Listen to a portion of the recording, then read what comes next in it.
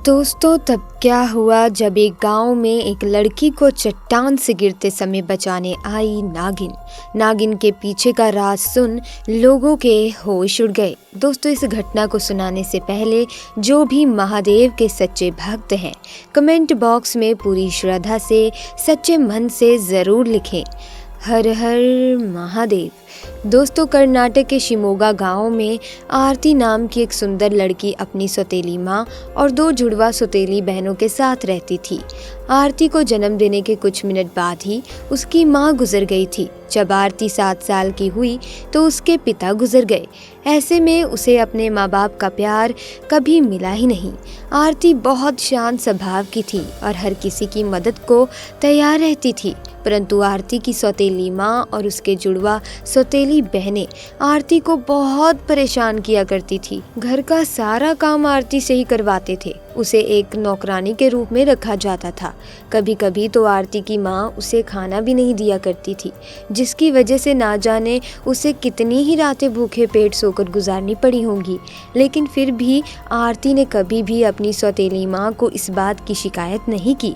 ऐसे में आरती अपनी बहनों में सबसे बड़ी थी, लेकिन उसकी छोटी सौतेली बहनें उसकी ज़रा भी इज्जत नहीं करती थी, हमेशा उसे डांटती रहती थी। ऐसे में आरती का एकमात्र सहारा महादेव ही थे। आरती महादेव शिव की भक्ति बड़ी श्रद्धा भाव से करती थी। उसका रोज का नियम था कि पास ही के एक शिव मंदिर में शिव को एक लोटा जल अर्पित कर उनकी पूजा करना। दोस्तों कहते हैं कि जहाँ शिव मंदिर हो वहाँ अक्सर नाग नागिन का आना जाना लगा रहता है, परंतु बहुत कम लोगों को ही इनके दर्शन होते हैं। एक दिन आरती जब मंदिर में जा रही थी तो मंदिर से वापस लौटते समय उसे मंदिर की सीढ़ियों में एक सांप उसकी ओर फन फैलाए दिखा। आरती ने सांप को तुरंत प्रणाम किया, लेकिन उसके पास सांप को चढ़ाने के लिए कुछ भी नहीं था, परंतु हाथ में पकड़े लोटे में थोड़ा पानी रखा हुआ था। उसने रोते हुए उससे कहा, हे प्रभु, मैंने सुना है कि सांपों को दूध अर्पित करना चाहिए, परंतु मैं अभागी ऐसा नहीं कर सकती। मेरे पास इस पानी के सिवाय कुछ भी अर्पित करने को नहीं है। ऐसा कहकर उसने जल को उस सांप को दिया और चमत्कार देखिए दोस्तों, आरती के दिए उस लोटे के पानी को उस सांप ने पी लिया। एक बार आरती की सौतेली बहनों को देखने पासी के दूसरे गांव के मुखिया का लड़का आने वाला था, जो कि बहुत ही सुंदर था। उस दिन आरती की सौतेली माँ ने उसे मंदिर नहीं जाने दिया। वो आरती को बोली, आज तुम्हें ढेर सारे स्वादिष्ट पकवान बनाने हैं, पहले घर की अच्छी तरीके से सफाई कर लो, और हाँ ध्यान रखना गलती से भी मेहमानों के सामने अपना बेकार सा चेहरा लेकर मत आना। बेचारी आरती मंदिर नहीं जा पाने के कारण दुखी हो गई थी, परंतु उसकी सौतेली माँ ने जैसा कहा उसे वैसा करना ही पड़ा। जब दूसरे गांव के मुखिया के परिवार का लड़का आरती के घर आया तो आरती की सौतेली बहन उसे देखते ही खुशी से पागल हो गई, क्योंकि वो लड़का देखने में बहुत ही सुंदर और स्मार्ट था।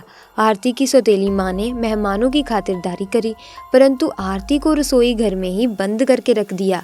जब लड़के का परिवार वापस अपने घर जाने को तैयार हुआ तो गलती से लड़का अपना फोन उनके घर पर ही भूल गया। उधर आरती की सौतेली माँ ने आरती को रसोई घर से निकाल मेहमानों के सभी जूठे बर्तनों को उठाकर धोने के लिए कहा।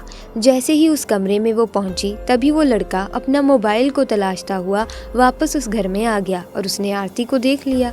उसे देखते ही वो लड़की के चेहरे की सादगी और खूबसूरती से मंत्र मुग्ध हो गया। वो तुरंत वापस रसोई घर की तरफ भागी तो लड़का भी उसका पीछा करता हुआ रसोई घर की तरफ जाने लगा, परंतु उसे बीच में ही आरती की सौतेली माँ ने रोक लिया और कहा कि वो तो घर की नौकरानी है, तुम क्यों उसके पीछे जा रहे हो। तो लड़के ने बताया कि उसे उस लड़की से प्यार हो गया है और शादी करेगा तो सिर्फ उसी लड़की से करेगा। इतना कहने के बाद वो अपने माँ बाप के साथ उस दिन वहाँ से निकल गया, परंतु इधर आरती की सौतेली माँ और आरती की दोनों सौतेली बहनें काफ़ी गुस्से में थी। आरती की सौतेली माँ हर हाल में ये चाहती थी कि वो लड़का उसकी अपनी दोनों बेटियों में से एक से शादी कर ले। इसके लिए वो कुछ भी करने को तैयार थी, यहाँ तक कि आरती को मारने के लिए भी तैयार थी। ठीक अगली सुबह आरती की सौतेली माँ का व्यवहार आरती के लिए अचानक बदल गया।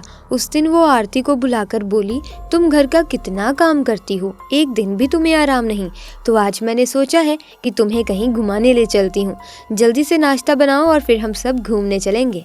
अपनी सौतेली माँ के मुंह से उन प्यार भरे शब्दों को सुन आरती बहुत खुश थी। उसने जल्दी जल्दी घर का सारा काम निपटाया और फिर अपनी सौतेली माँ और जुड़वा बहनों के साथ वो नज़दीक के पहाड़ी इलाके में घूमने को चले गए, परंतु वो काफ़ी ऊंचाई वाली जगह पर थी। आरती की सौतेली माँ एक बहुत ही ऊंचाई की चट्टान के पास पहुंच आरती को अलग से अपने साथ ले गई और अपनी दोनों बेटियों को बीच रास्ते में ही रुकने को कहा।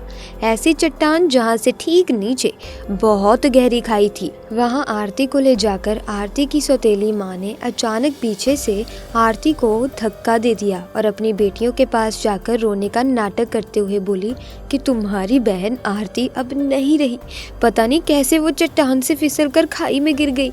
और अगले दिन यही झूठी कहानी उसने उस लड़के और उसके परिवार वालों को भी बता दी। जैसे ही उस लड़के ने ये सुना तो उसे यकीन नहीं हुआ, क्योंकि उसका दिल कह रहा था कि आरती अभी जिंदा है और वो अपने दोनों दोस्तों के साथ उसी चट्टान वाले इलाके पर गया। उधर उस दिन जब आरती की सौतेली माँ ने उसे चट्टान से धक्का दिया तो नागिन ने उसे गिरते समय बचा लिया। नागिन का ऊपर का शरीर तो मनुष्य की तरह ही था, परंतु नीचे का शरीर पूरा सांप का था।